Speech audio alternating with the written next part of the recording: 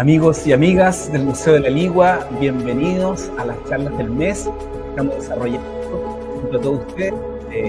Y hoy día con un tema muy importante, muy interesante, directamente desde la sala La Quintrala. Vamos a prepararnos para esta charla que se viene muy potente y que yo sé que les va a gustar mucho.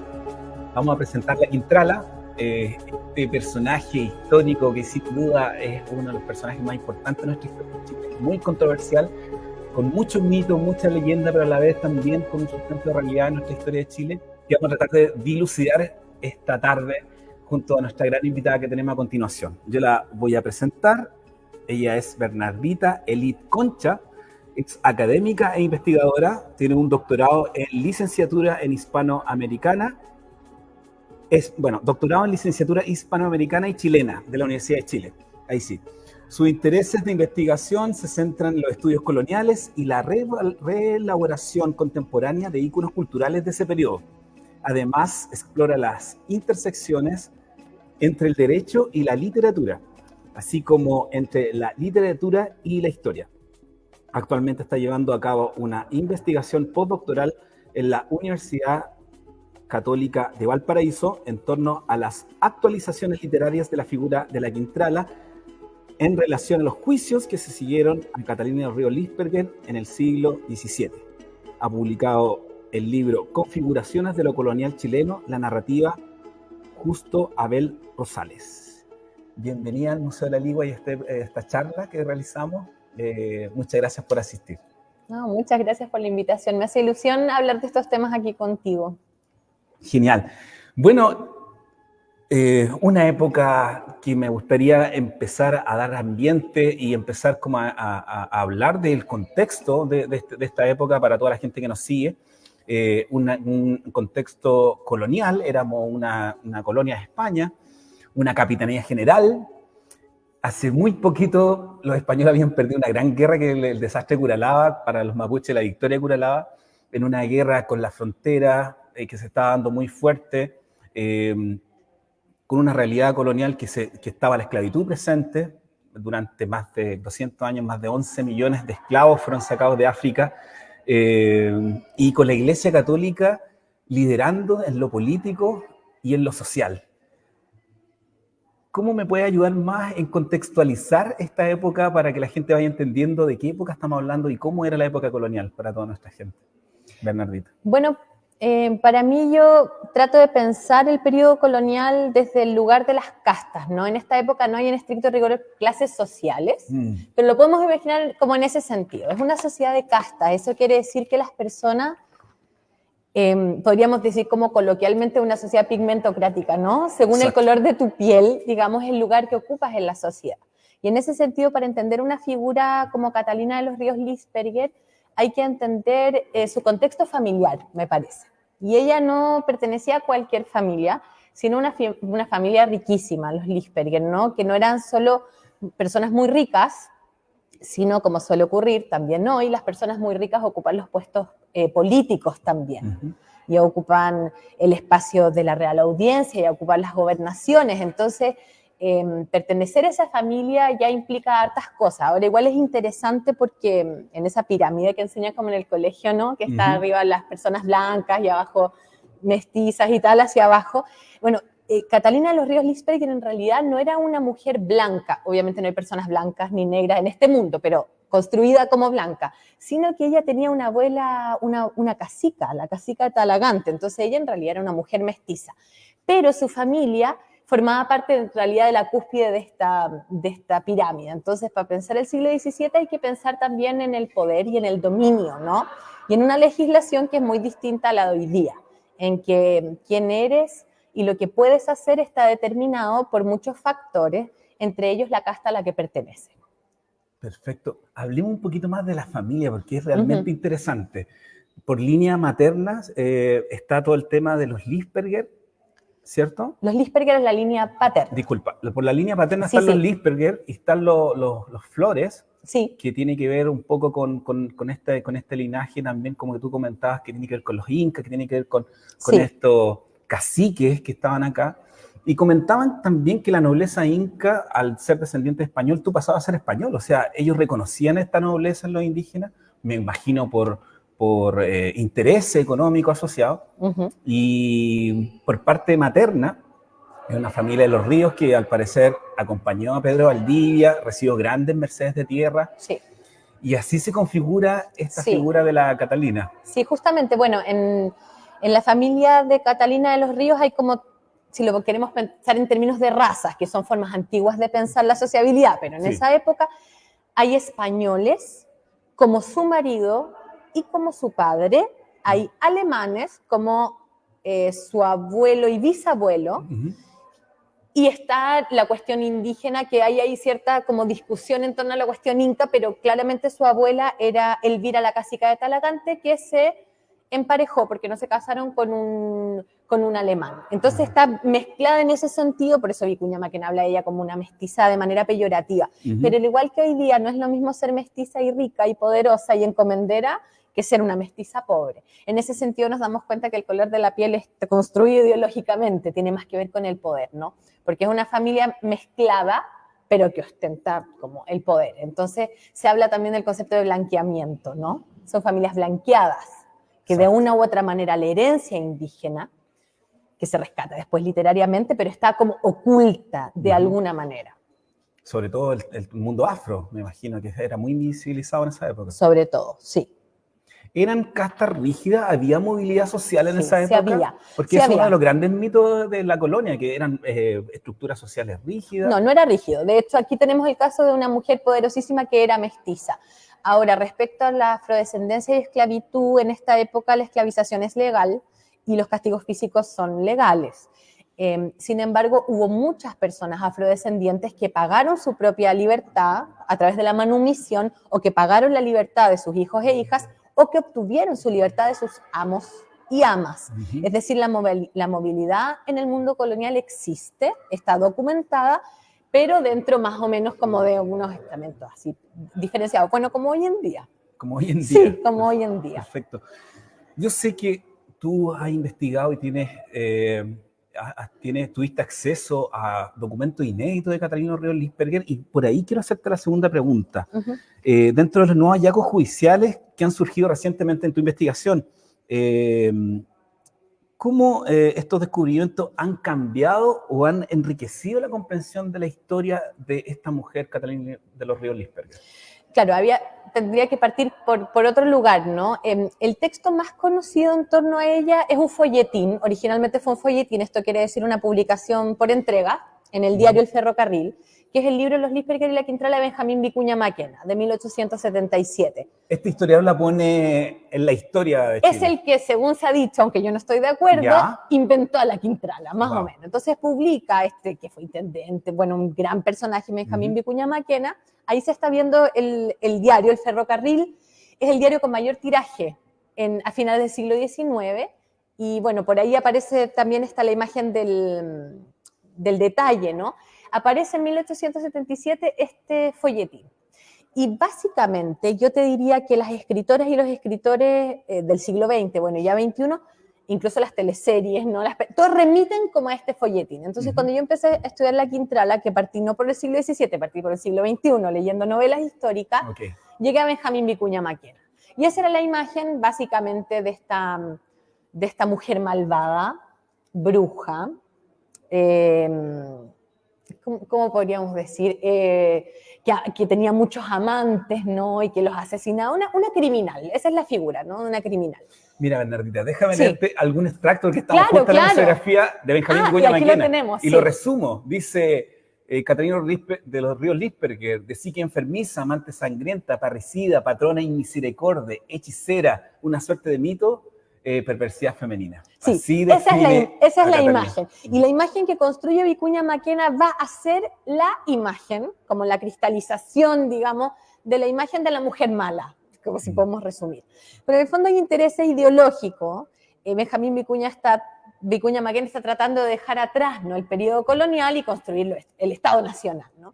Pero resulta que leyendo a Benjamín Vicuña Maquena yo me di cuenta que muchas de las reflexiones que él hacía provenían de textos del sexto obispo de Santiago, Francisco de Salcedo. Francisco de Salcedo. Y ahí yo llego al siglo XVII, fue más o menos. Entonces, volviendo a tu pregunta, es que así es la historia, así nos hacemos cargo de la historia, desde hoy día, desde nuestro cuerpo, claro, nuestro corazón, desde nuestra experiencia, hacia atrás. Entonces ese fue como mi camino. Y claro, si el hallazgo de documentación del siglo XVII cambia la figura, yo creo que Benjamín Vicuña Maquena sigue la hipótesis de Salcedo. Básicamente Salcedo es un obispo del siglo XVII y el modelo de mujer mala en esta época es el modelo de la bruja. No una bruja vinculada tanto al imaginario como a los imaginarios como de cuentos, sino a la bruja de la Inquisición, a la bruja real. O sea, investigaciones sobre este tema muestran que justamente la idea de como de la quema de brujas en Europa es como medieval. No, es la época moderna, el siglo XVII fue la época en que más mujeres fueron asesinadas de esta manera. Por la Real Inquisición que predecía, creo, Francisco Salcedo. Claro, entonces, en el fondo, leyendo Salcedo yo me di cuenta que el modelo que opera es el modelo de la bruja. Ya en el siglo XVII, no en el siglo XIX, ese es como mi énfasis. Bueno, ¿y qué tipo de texto escribió Salcedo sobre la Quintrala? Bueno, que fue contemporáneo a la Quintrala. Claro, se conocieron y pelearon en la calle. Entonces, lo que sucedía, y tal vez esto no cambia la imagen de ella, pero matiza un poco lo que sucede. Ya. En esta época, también ahora, pero en esta época hay dos regímenes jurídicos, para que te hagas una idea. Está la ley de la corona, la Real Audiencia, y está la justicia eclesiástica. Funcionan de manera paralela. Y lo que sucede en el contexto del Real Patronato y la relación más general de la corona y la iglesia y el papado, sucede que aquí, en esta época, estos regímenes jurídicos entran en pugna, ¿ya? Entonces, la pugna que tiene Salcedo con la Quintrala tiene que ver, en mi investigación, con la pugna que tiene Salcedo con la justicia del rey, con la Real Audiencia. Se podría decir incluso que ella actúa en cierta medida como un chivo expiatorio, ¿no? Cuando él habla mal de ella y le escribe el rey y le hace juicios, que ahora te voy a contar de qué van, él no está solo criticando a esta mujer, está criticando su casta y está criticando el sistema de privilegios de las familias ricas y también de las autoridades de la Real Audiencia. Entonces, la crítica que está haciendo el obispo, pienso yo que se centra en ella para hablar de un mal mayor que sería la corrupción de las autoridades de la corona en Indias. Ese es como el mapa más general, lo que matiza un poco la visión que podemos tener sobre ella, porque tener amante, ser acusada de asesinato o de azotar, como acá en el mural, ¿no? Como el azote. Bueno, eso, pero es que eso la legislación lo permite.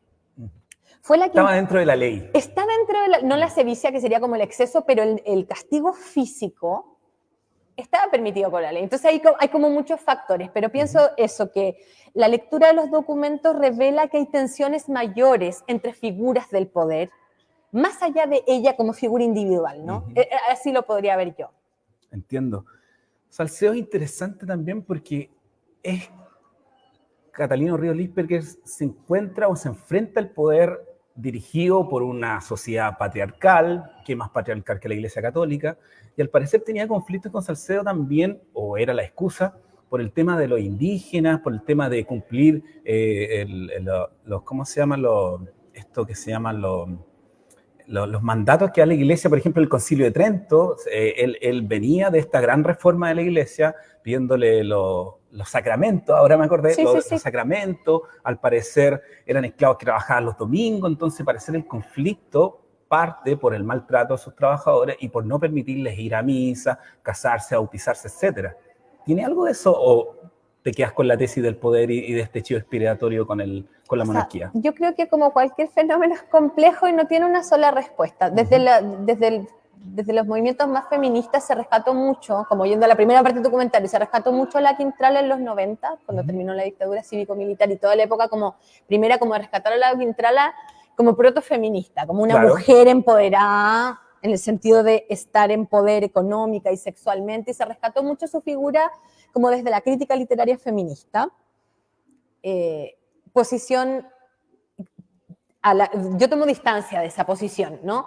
¿Por qué? Porque es verdad que podríamos como reivindicar a la Quintrala desde un feminismo, pero sería un feminismo como más bien uterino, ¿no? Porque el feminismo tiene más que ver con crear un canon de gente poderosa que ahora es mujer y no hombre. El feminismo es un cambio de cómo viven las personas, es mucho más profundo. Entonces, en ese sentido, yo creo que la Quintrala ha sido reivindicada desde ahí, lo entiendo como gesto, pero yo creo que hay que entenderla como una figura en conflicto, que por una parte sí, se enfrentó a ciertas estructuras del poder, pero ella perteneciendo a las clases dirigentes. Entonces no es tan fácil, pienso que no es tan fácil ni demonizarla, ni transformarla en un ícono, como en una heroína, ¿no? Me parece que es un sujeto, es un ícono cultural, es un sujeto en conflicto, y si queremos acercarnos a la historia de su vida, al momento que le tocó vivir, hay que ver como esas tensiones, o yo trato de ver esas tensiones, porque la tesis como de lo bueno y malo se desarma un poco, ¿no? Eso siento. Realidad versus ficción de la historia de la Quintrala. ¿Cuáles son los elementos más destacados de la vida de la Quintrala que han sido corroborados por documentos históricos y qué aspectos de su historia son producto de la ficción o el mito popular? Ya, respecto, claro, yo trabajo causas judiciales y hay muchos elementos que aparecen en la literatura posterior. Tenemos ahí algunas imágenes de la novela de Magdalena Petit, la novela de Mercedes Valdivieso. Sí, la de Magdalena Petit de los años 30 del siglo XX y la de Mercedes Valdivieso de 1991. Hay muchos elementos que podemos corroborar, digamos. Por ejemplo, acá en La Ligua, el tema de los elementos de tortura, porque... Claro, las causas judiciales son básicamente las que aparecen en cuestiones de La Ligua, son de 2 décadas. En 1630 está el caso que enfrentó al obispo Salcedo con la Quintrala respecto al intento de asesinato del cura Venegas, que era el cura y vicario acá. Y se pelearon. Los testigos muestran cómo se pelearon. Entonces, a propósito de eso, ella mandó a un primo de ella, Agustino, matar al cura, por las razones que tú decías más antes, ¿no? Por no respetar los sagrados sacramentos y tal. Exacto. Y entonces ahí partió todo este problema, ¿no? De Salcedo con la Quintrala, porque no le quería casar indias que estaban embarazadas de otros indios, todas cuestiones económicas, ¿no? Entonces, luego de eso, a propósito de eso, digamos, ya tenemos un indicador de este imaginario de malos tratos. Malos tratamientos, se usa esa palabra en esta época, excesos y malos tratamientos. Y eso está en la literatura y es corroborable en las causas judiciales. También la idea de que ella era una mujer como argandoña, ¿no? Como este imaginario más televisivo, eso también ya está en las causas judiciales. Por ejemplo, el mismo obispo Salcedo... Como el carácter, totalmente. Personalidad. Mira, para que te hagas una idea de esta imagen, el Salcedo le abre una causa judicial, esta era una civil, ya te conté que le abre una causa judicial por faltarle al respeto. Por faltarle al respeto. ¿Y qué fue lo que ella hizo? Le gritó en la calle que él era un bellaco, bueno, imagínate el tipo de palabras, le gritó en la calle ella en una silla de manos, o sea que personas llevaban, y ella no caminaba, ¿mentira? Ella una silla de manos. Era trasladada, sí. Y le gritó al obispo Salcedo que era un bellaco y un mercadercillo, le gritó en la calle, y él le abre una causa judicial por eso. O sea, esta imagen de la Quintrala como esta mujer que ostenta en el espacio público su poder, también es algo que está en las causas, digamos.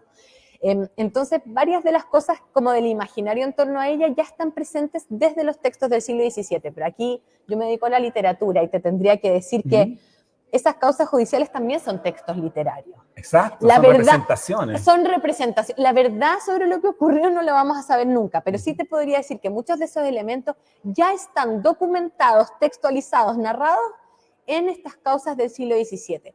Respecto a la cuestión más directamente de la ficción, me voy a referir a un tema porque está aquí el mural atrás tuyo. Exacto. Hay una entrevista en que Magdalena Petit, la autora de la novela La Quintrala, que además ganó un montón de premios y tal, dice que a ella se le ocurrió que la Quintrala tuviera el pelo rojo.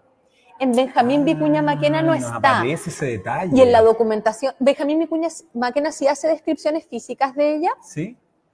Pero lo del pelo rojo, y en las causas judiciales eso no aparece, no hay rastros de su cuerpo, de su cara. Y Magdalena Petit en una entrevista en alguna parte que yo leí y perdí, pero nunca lo olvidé, que ella le había puesto el pelo rojo. Wow. O sea, quizás fue colorina, no lo sabemos, pero claro, uno puede inventar verdades también. Exacto. Uno puede inventar verdades, pero ese dato sería como algo no comprobable, no hay retratos de ella, o sea, no... Exacto. Eso no bueno, lo tenemos. eso es un misterio en realidad. Una persona con tanto dinero no se mandó a retratar en la época. A lo mejor dice mucho también. En esta época no había ni puerta. Es que o sea, estábamos en Chile también. Es muy difícil imaginarse para nosotras hoy día cómo era vivir en el siglo XVII, pero muchas casas por dentro no tienen puertas. O sea, como hay una historia respecto a arte o representaciones, la talla del Cristo de Mayo, ¿no? Que se conoce. Claro, que es otro gran mito, ¿verdad? Supuestamente es la primera escultura que se hizo en Chile y es del siglo XVII. O sea, retratos Pedro de Valdivia no existe, o sea, otro ejemplo, nada que ver, pero Pedro de Valdivia no existe en retrato. El que circula es una imagen del Quijote, el que está en el Cerro Santa Lucía, o sea, como, no solo de la Quintana, no hay retratos de Pedro de Valdivia. Entonces, no, eso está fuera. Bueno, Joaquín Edwards Bello se ríe mucho de eso, dice que la Quintana le pareció muy fea, porque era de mal genio, digamos. Como, bueno, yo no sé cómo fue ella, pero recuerdo Magdalena Petit, la autora quizás de la novela más importante, que dijo que ella se le había ocurrido, ¿no? Esta cuestión de que tuviera el pelo rojo. Bueno, y el Cristo de Mayo, que también es uno de los grandes mitos que está vinculado al tema telúrico, que está vinculado también al tema de, bueno, todos recordamos a Raquel Argandoña echando a este Cristo porque le habíamos puesto mala cara. ¿Eso también es parte de la construcción literaria de Benjamín Vicuña Mackenna? No existe. La talla del Cristo de Mayo, de hecho, todavía todos los mayo, aquí me puedo equivocar, quizá el 13 de mayo se hace la procesión del Cristo de Mayo en Santiago. Y creo que hasta el día de hoy nombran a Catalina. Es vigente, claro, es una devoción vigente. La talla existe, hay algún estudio por ahí sobre quién hizo la talla. La parte que no podríamos corroborar es eso que tú acabas de decir, está en toda la literatura, que ella vio los ojos del Cristo como castigándola y ella dijo, yo no quiero hombres en mi casa que me pongan mala cara, adiós.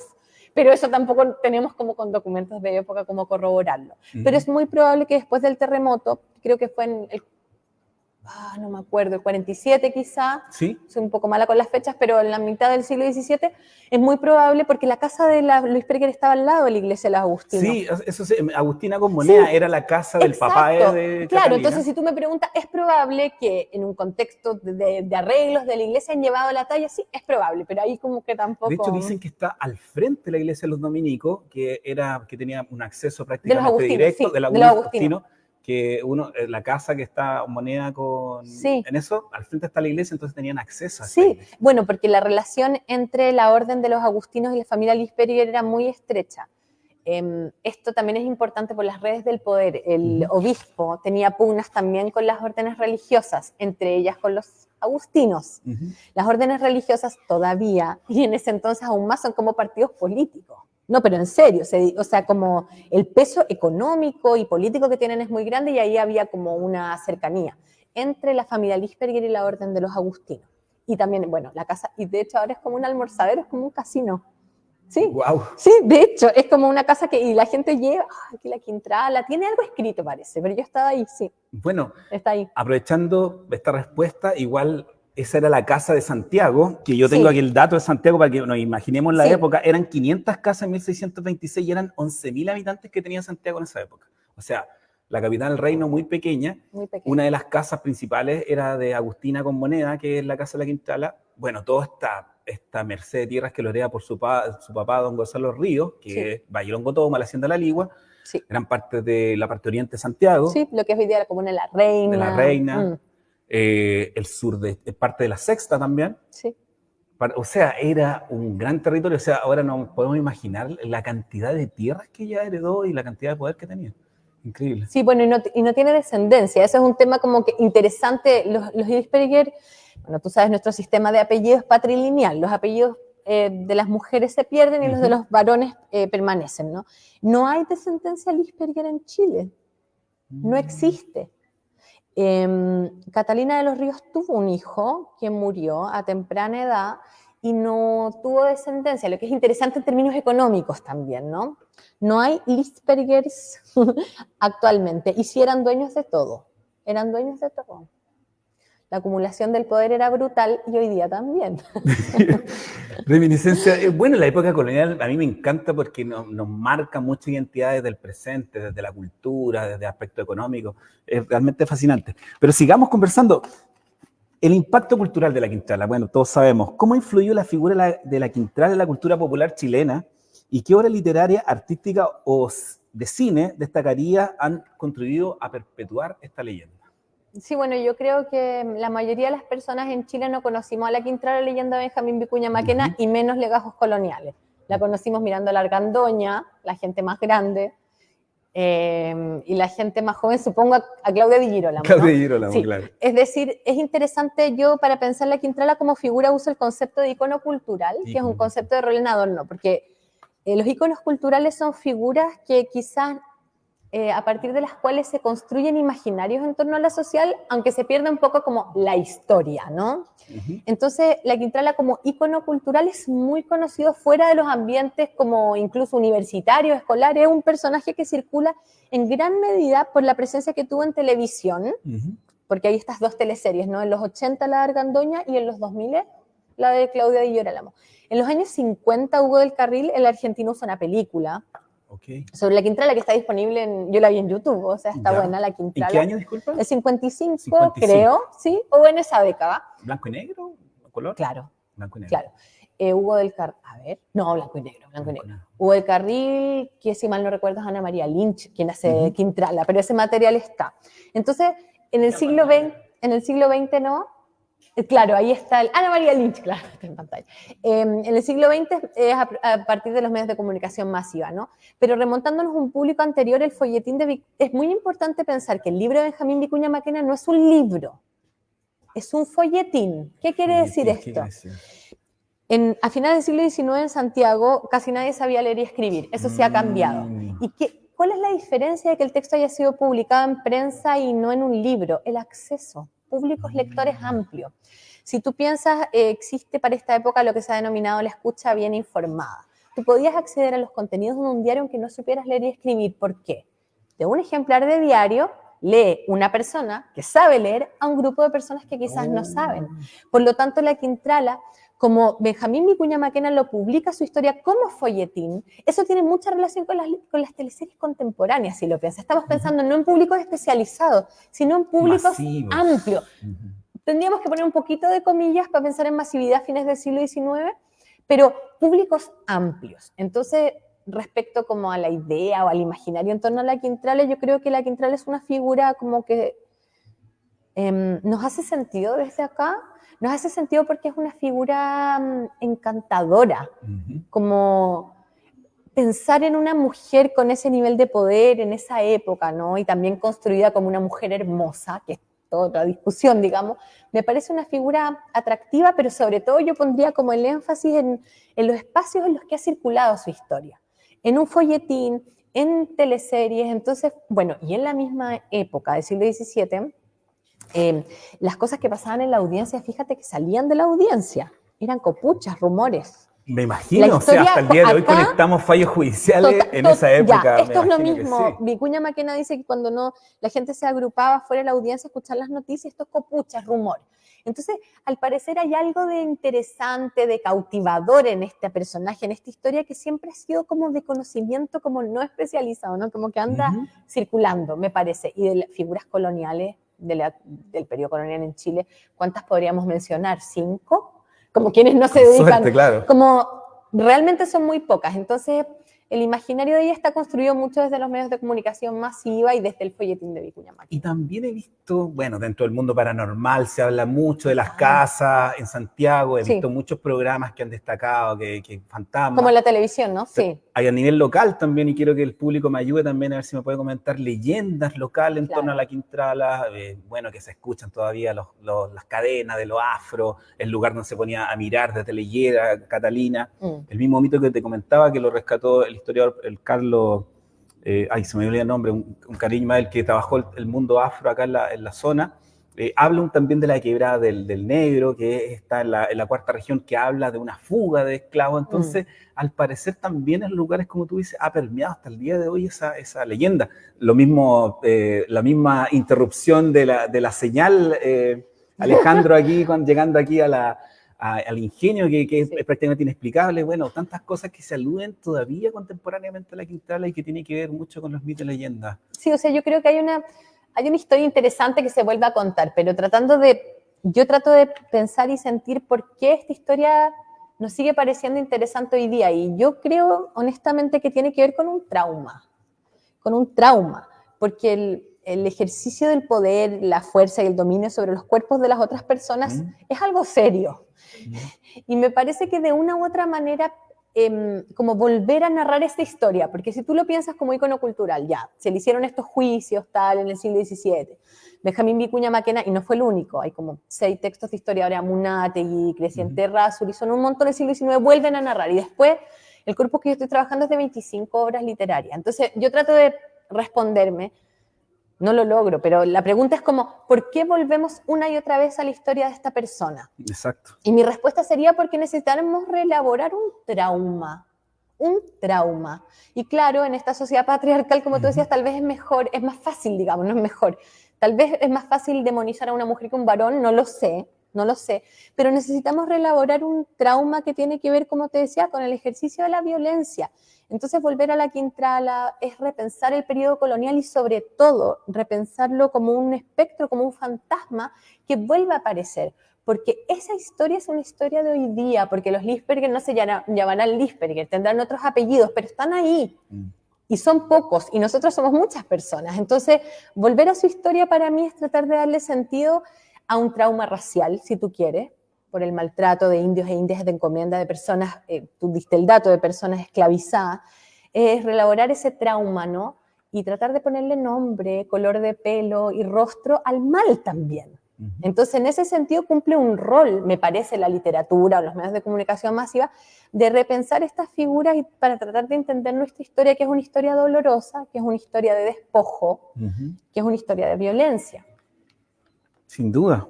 Sin duda, mira, en parte contestaste lo que quería preguntarte, que es cómo reinterpretamos esta figura de la Quintrala desde la actualidad y más o menos las reflexiones que tenemos en torno a nuestra identidad y pasado. ¿Cómo entendemos que Catalina no supiera leer y escribir? ¿Cómo explicamos a esta mujer de época también, que no lo hemos nombrado, que es importante decirlo? ¿Qué derechos tenían las mujeres en la colonia o qué no derechos tenían? Bueno, este es un tema que sale siempre porque al parecer la riqueza no fue un motivo para darle educación, o sea, había algo más de fondo ahí. A ver, yo no sé la respuesta de por qué ella no aprendió a leer y escribir, sobre todo porque está documentado que una de sus abuelas, no me recuerdo cuál creo que Águeda sí sabía leer y escribir, porque hay documentos firmados, ¿no? Entonces, la respuesta yo no la sé. Lamentablemente no sé porque ella no aprendió. Algo interesante, que esto sí es del libro de Vicuña Maquena, no es de los otros papeles, es que ella un par de veces, porque gente rica firma muchos papeles, que tienen que ver con cuestiones de administración. Sí, de administración, de haciendas, tal. Y 2 o 3 veces dice que no firmó porque tenía un problema en la mano. Es muy interesante porque Vicuña es una tesis de él, no mía, pero muy interesante, como sugiere que ella habría tenido vergüenza de no saber escribir. Claro. Porque más encima en esta época saber leer y escribir, que es ahora algo que hoy día unimos, es diferente. No, pero es diferente. Era muy común saber leer y no saber escribir, por ejemplo, por el tema religioso. La producción, o sea, es como saber leer la Sagrada Escritura, pero no necesariamente escribirla. Producir textos. ¿Y ese conocimiento se daba solamente a las mujeres que entraban a órdenes religiosas, como monjas y cosas así? ¿O tampoco era...? No, mira, en esta época hay educación para mujeres, no para todas las mujeres, bueno, tampoco hoy día, pero la educación sí, era una educación religiosa, no necesariamente para quienes quisieran profesar, es que no había otro tipo de institución. Entonces, había educación para mujeres que iban a profesar y para mujeres que no. No fue el caso.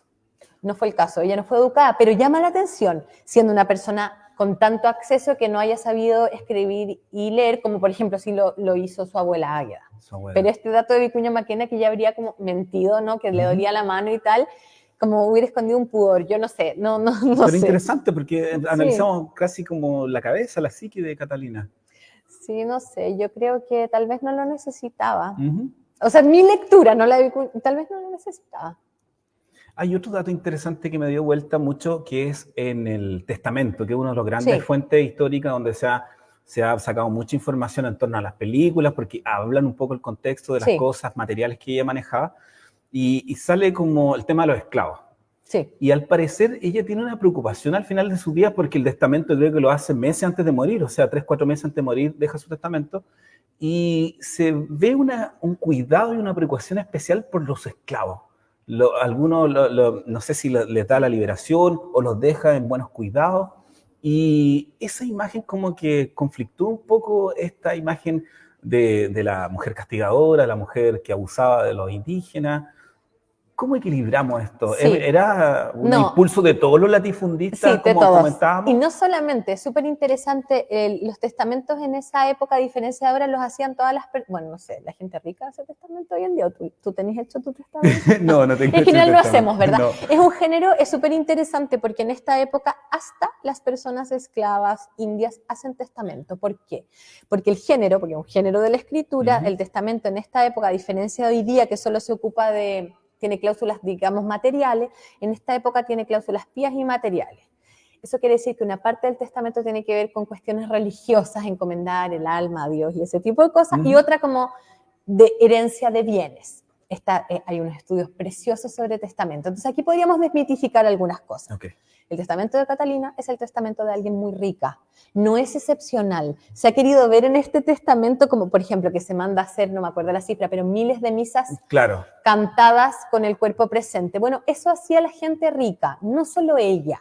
Ahí hay que entender como más otros textos de otras personas para entender que todos hacían testamento. De hecho, Catalina hizo 2, eso también era común.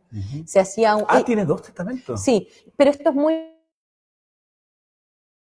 común, porque hacían un testamento, bueno, porque no sabe cuánto se va a morir, entonces hace un testamento y después si pasan cambios, quieres hacer, vuelves a hacer uno y dejas sin efecto el anterior. Entonces ha llamado mucho la atención el testamento de ella porque le deja dinero a familias de indios asesinados en su encomienda, y eso se ha leído como una forma de reparación en términos contemporáneos. Claro, eso es lo que más o menos te entendía. Sí, yo... ¿Era algo común? No estoy tan segura.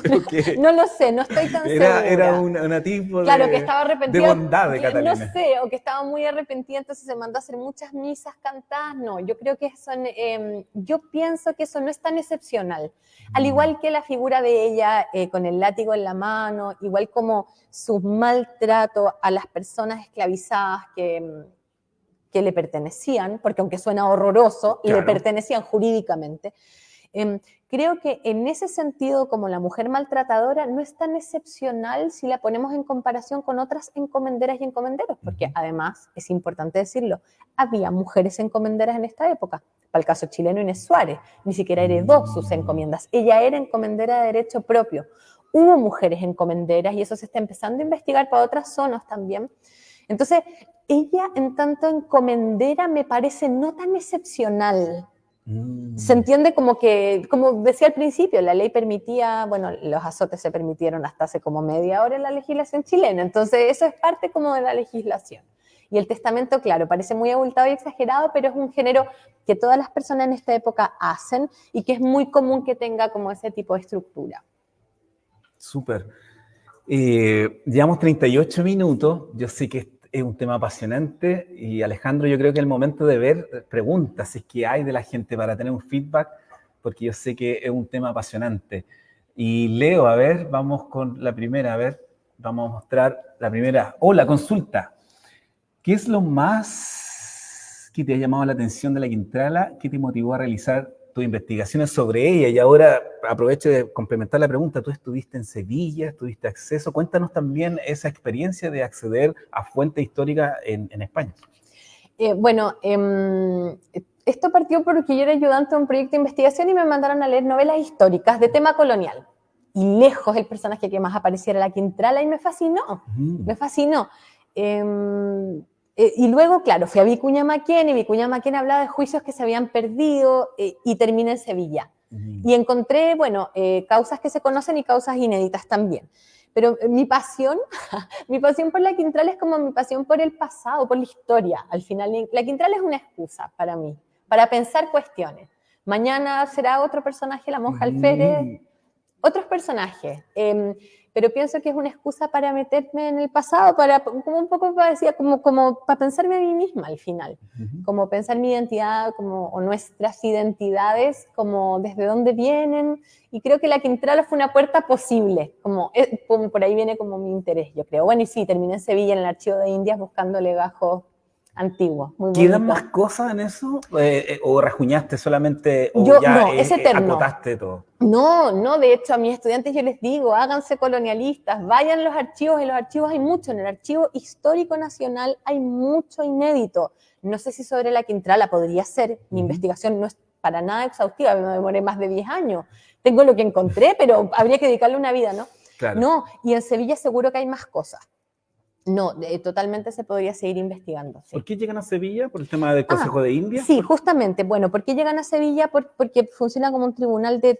A ver, ¿cómo se dice esto? Va a decirlo bien. Un tribunal de tercera... A ver, cuando el obispo Salcedo acusa a Catalina de los Ríos de tratar de matar a este cura de acá de la Ligua, ¿no? La Real Audiencia le quita la causa. Le quita la causa porque por el Real Patronato existe esta jurisdicción. No, porque ella era amiga y pariente de los oidores, entonces dicen, no, esta no es una causa eclesiástica. Y el cura dice, es una causa eclesiástica porque es un intento de asesinato.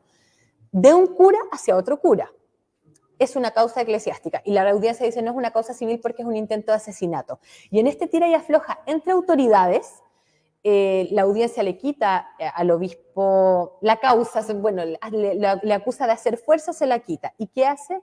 Apela a un tribunal, que esto es lo que no me acuerdo cómo se dice, a un tribunal mayor y lo manda al Consejo de India. Entonces, ¿por qué está en España? Porque estamos en un contexto colonial en que hay autoridades aquí en el territorio y otras autoridades en España. Por lo tanto, el obispo le manda el expediente entero a España, al rey. Bueno, en esta época se entiende que la justicia, son muchos temas, pero la justicia la ejerce el rey, los oidores son quienes oyen por el rey, los veedores son los que ven por el rey, ¿no? Entonces, seguramente el rey nunca lo leyó, no estoy diciendo eso, pero se manda, la retórica es que le mandas al rey y allá puede decirse una cosa distinta que acá. Por eso están en Sevilla esos papeles y muchos otros respecto a nuestra historia. Genial, sí. Genial. Entonces queda mucho por descubrir, todo por descubrir. Pero me comentaste algo antes de pasar a la siguiente pregunta, que tú estuviste en una, o sea, dentro de las causas tú leíste una declaración de Catalina. Sí, bueno, aquí hay que hacer, hay varias, no solo una. En la causa que más hemos comentado acá, que es la del cura Vanegas, ella da testimonio. Ese es el concepto.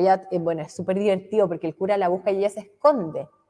Pero literal, entonces, yo no me ubico acá, pero va entonces a la casa del vecino, dice, oye, le estoy buscando, la notifico. La busca y ella se esconde porque dice que sus abogados le dicen que no dé testimonio. Y después de bastante tiempo, ella testifica y ese texto está. Ahora, uno podría hacerse ilusiones, ¿no? De que hay hasta la voz de Catalina, claro. Pero hay que entender que no solo es porque ella no sepa leer y escribir, porque un testimonio judicial es un texto muy formulaico. Exacto. Entonces, hasta el día de hoy. Ella es hasta el día de hoy, igual que ahora. Entonces, el cura le hace pregunta, es una entrevista, ¿no? Y la entrevista siempre es un género muy jerárquico, en que lo que puede ser dicho está determinado por quien pregunta, ¿no? Entonces, él le pregunta y ella contesta. No podríamos decir que ahí podemos como... Bueno, hay investigadores que lo dicen, no respecto a la Quintrala, que dicen que aquí, en este tipo de testimonios, podemos como recuperar retazos autobiográficos. Podríamos hacer esa lectura más optimista, pero la verdad es que el texto es muy formulaico. Bueno, pero ella cuenta cosas divertidas. O sea, que a mí me parecen divertidas, que ella no podía haber mandado al primo a matar al cura porque estaba con las gallinas haciendo no sé qué. Igual como que la vida cotidiana permea el texto judicial. Y en un momento dice que un testigo de esa causa dice que ella había dicho que nada iba a pasar porque ella con plata tenía comprados a los oidores de la Real Audiencia. Wow. Y es el concepto con plata, que me gusta. Tenía plata en el puño a los oidores. Entonces sí, en esta causa y en otras está la voz mediada de Catalina de los Ríos, sí, si pudiéramos decir, está ahí. Wow. Sí. Qué increíble cómo el pasado presente se va superponiendo en esto. Así vamos es. a otra pregunta, a ver si podemos analizar. Edgardo Macay dice, Bernardita, ¿cómo separamos el mito del personaje histórico? ¿Dónde está la línea divisoria? Bueno, más o menos la pregunta que tratamos de responder, pero así muy cortita, si quieres responder. Edgardo, yo creo que existió una mujer que se llamó Catalina de los Ríos Lisperger, eso es indudable. Sin embargo, de ahí en adelante, todo el resto sería ficción, a mi modo de ver, incluyendo las causas judiciales. Tal vez porque yo soy profesora de literatura, pero yo creo que, o si me permiten la reflexión, como lo importante para mí no es tanto como esa separación tan tajante que nunca lo es, sino que en el fondo es el tipo de documentos y lo que nos permiten imaginar. Para mí, por lo menos, leer las causas judiciales me permitió imaginar una Catalina de los Ríos más compleja y más en contexto de los poderes de ese momento. No digo yo que esas causas judiciales sean más reales, pero de una u otra manera son textos construidos más cerca de los hechos históricos. Entonces, a ver, volviendo a la pregunta, ¿cuál es la pregunta? La diferencia entre el mito ¿Cómo Claro, separamos el mito del personaje histórico. Yo creo que hay cosas, sobre todo en los documentos de época, que son verificables, como hoy día sería verificable tu root, tu dirección, sí. ¿no? Pero de ahí en adelante la mayoría, no sé si es mito, pero por lo menos es elaboración ficcional, digamos. Algo así, así lo diría yo. Genial.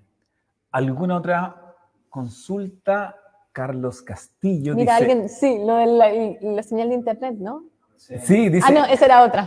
A ver, digamos, la Quintrala principalmente tuvo un mito forjado ante una crítica de la novela de Benjamín Vicuña Maquena. Principalmente el pecado de Catalina Ruiz Prigo, el pecado de Catalina de los Ríos era ser mujer en una época dominada por los hombres. ¿Comparte esta reflexión? En parte, yo creo que, como decía como al principio, cuando Salcedo la acusa de los crímenes que la acusa, que esto no he dicho, pero no la acusa solo como de maltrato a personas esclavizadas y a indios de encomienda, la acusa de intentar asesinar a su padre, de llevar amantes a su casa y asesinarlos, esas cuestiones tienen mucho sesgo de género, ¿no?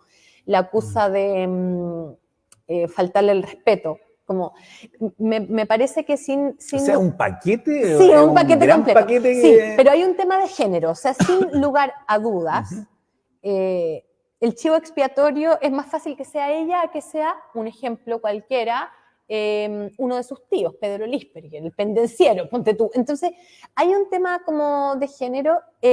Lo que pasa es que la parte que yo no compartiría tanto es que hubo mujeres poderosas en esa época como hoy día, y pienso que no puede ser explicado este personaje solo a partir de esa variante. Creo que es una variante más que debiéramos como complementar con la cuestión de casta o de clase, diríamos hoy día. Como en un...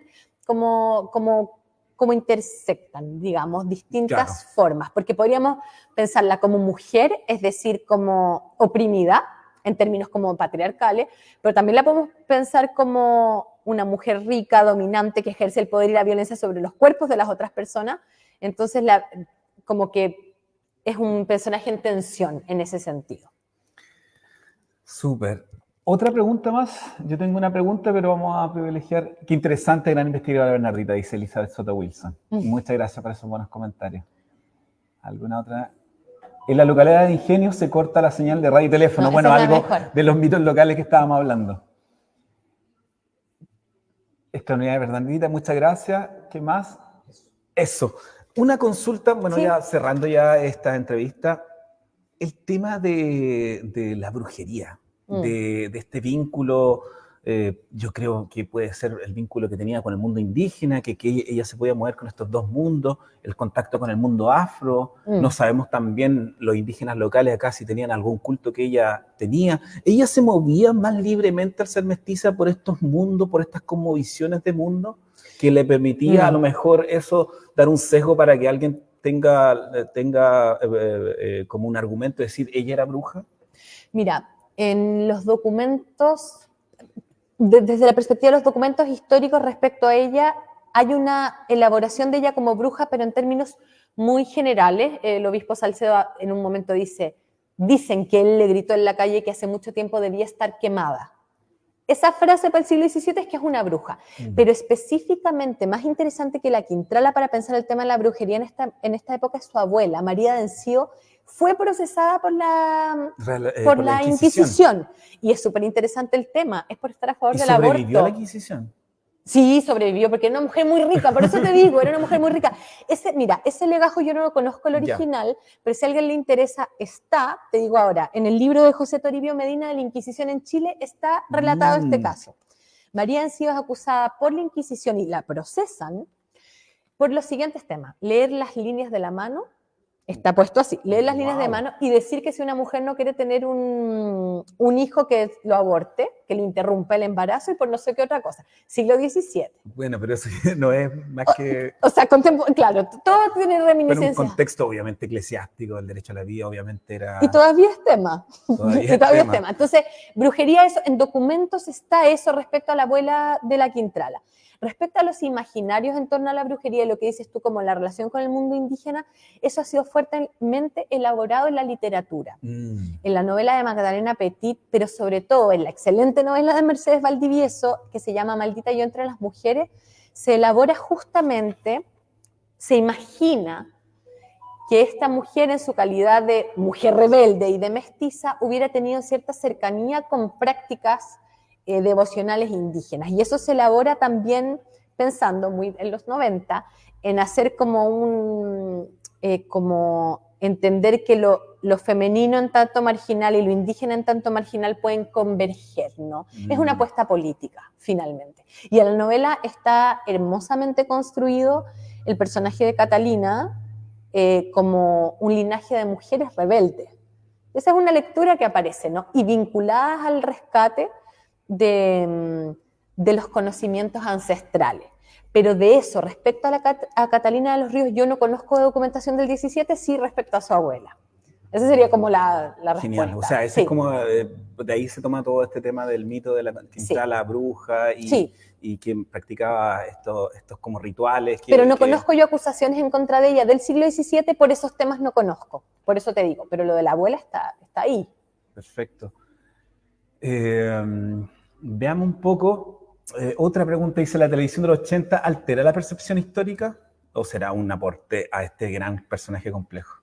Me imagino que se te refiere al tema de la novela de Catalina. O sea, no sé si altera, pero yo creo que hace una operación súper importante que es meter a la Quintrala en tu casa, ¿no?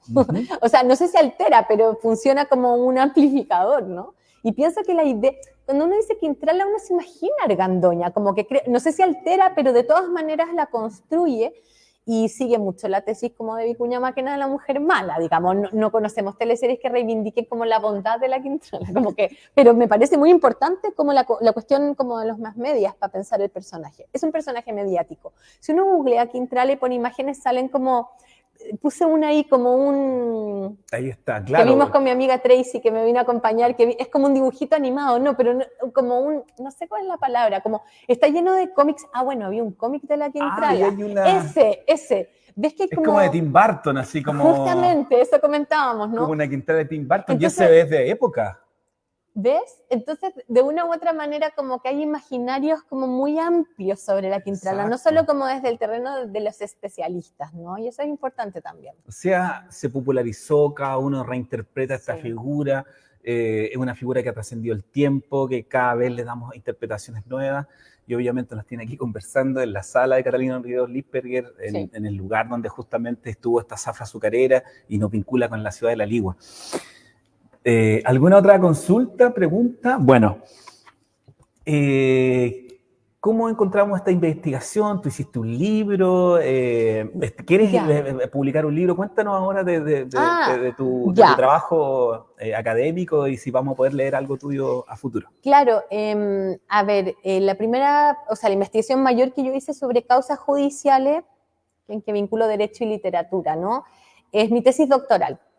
Hice el doctorado en la Universidad de Chile y esa es mi tesis doctoral y esa es como, pero es como latero, como la cuestión así como tesis, una tesis muy larga y muy pesada, digamos.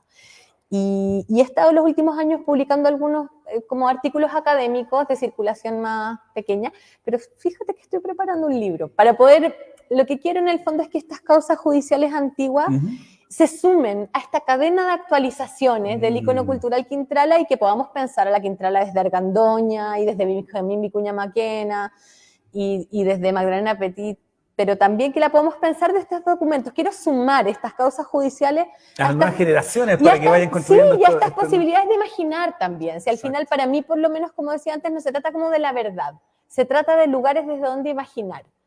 Pero siempre en el énfasis en que volver a esta figura es volver a este dolor, a esta violencia y revolar, porque para ir para adelante tenemos que conocer este pasado, pero también elaborarlo, como si fuera un trauma en términos psicológicos, ¿no? Entonces, verbalizarlo, conversarlo, y aquí en La Ligua, a donde esos cuerpos de esas personas maltratadas, ¿no?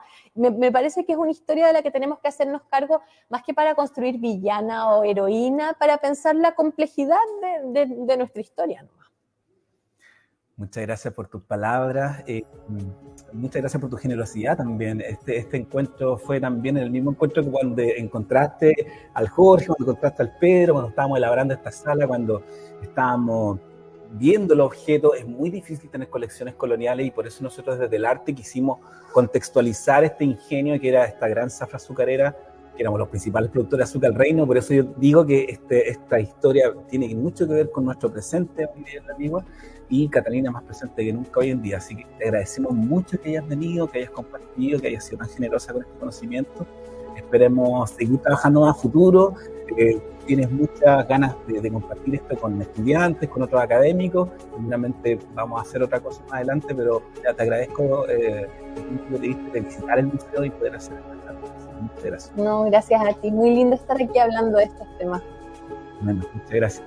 Y nos despedimos. Muchas gracias a todos por seguirnos. Esta es la segunda charla del mes que hacemos en menos de 2 semanas. Las chicas se nos desconfiguraron todos, pero muchas gracias por seguirnos. Muchas gracias por sus comentarios. Esto queda grabado en Facebook Live. Y también muchas gracias al equipo de comunicaciones de la municipalidad y también al equipo del Museo de La Ligua. Muchas gracias a todos y nos vemos pronto.